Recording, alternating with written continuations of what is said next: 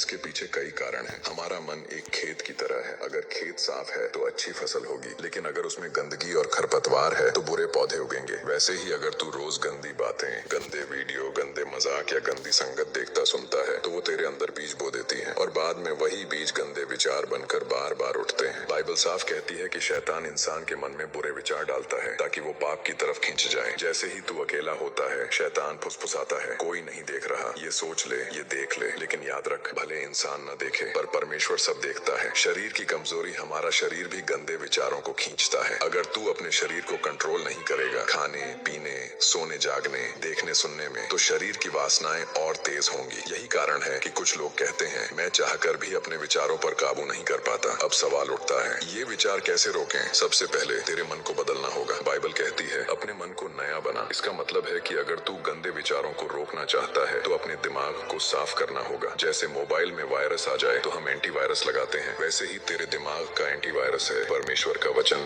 प्रार्थना और पवित्र संगति। नजर पर कंट्रोल। जो चीजें गंदगी पैदा करती हैं उन पर नजर डालना ही मत। संगत बदल। अगर दोस्त ही गंदी बातें करते हैं तो उनसे दूरी बना। खाली मत बैठ। दिमाग सबसे ज्यादा गंदा तभी होता है जब इंसान खाली बैठा हो। अपने आप को अच्छे कामों में व्यस्त रख। प्रार्थना कर। जब गंदा विचार आए तो तुरंत परमेश्वर से मदद मांग। शरीर को संयम में रख। समय पर सो, समय पर उठ और अपने शरीर को कंट्रोल में रख।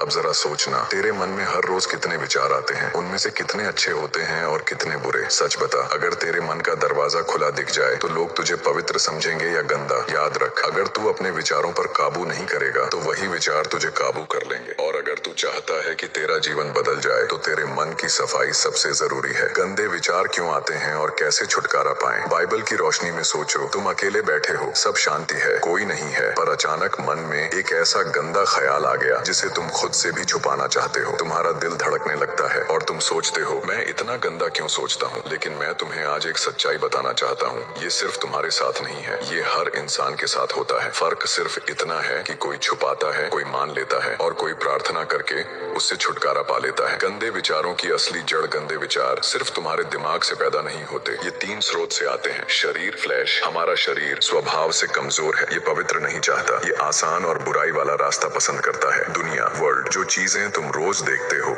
सुनते हो, सोशल मीडिया, फिल्में, गाने, ये सब मन को गंदा बनाते हैं। शैतान, हाँ, वो हमेशा कोशिश करता है कि तुम्हें गंदे विचारों में बांध दे ताकि तुम शर्मिंदा हो जाओ और ईश्वर से दूर हो जाओ। यही कारण है कि जब भी तुम प्रार्थना करने बैठते हो या बाइबल पढ़ते हो या पवित्र जीवन जीना चाहते हो, तभी अचानक गंदे ख्याल आने लगते हैं। ये कोई खेल नहीं है, ये आत्मिक युद्ध, स्पिरिचुअल वॉर है। अगर तुम इसे हल्के में लोगे तो ये तुम्हें धीरे धीरे कैद कर लेगा। तुम बाहर से साफ दिखोगे पर अंदर से सड़ते रहोगे। और सच कहूँ तो यही शैतान की चाल है, तुम्हें गिल्ट, दोष और शर्म में फंसा देना। मनुष्य का हृदय सब वस्तुओं से अधिक कपटी और अत्यंत दूषित है। मतलब इंसान का दिल खुद से अच्छा पैदा नहीं करता। पर बाइबल हमें एक चाबी देती है। जब तुम अपने विचारों को यीशु मसीह को सौंप देते हो, तब पवित्र आत्मा तुम्हारे मन को नया बना देता है। हर दिन सुबह और रात को बाइबल का वचन पढ़ो और प्रार्थना करो। तुम्हारा दिमाग वही सोचता है जो तुम उसे खिलाते हो। अगर तुम गंदे गाने, शॉर्ट्स या गलत चीजें देखते हो तो गंदे विचार आएंगे ही, पर अगर तुम वचन से भरोगे तो तुम्हारा मन शुद्ध होता जाएगा।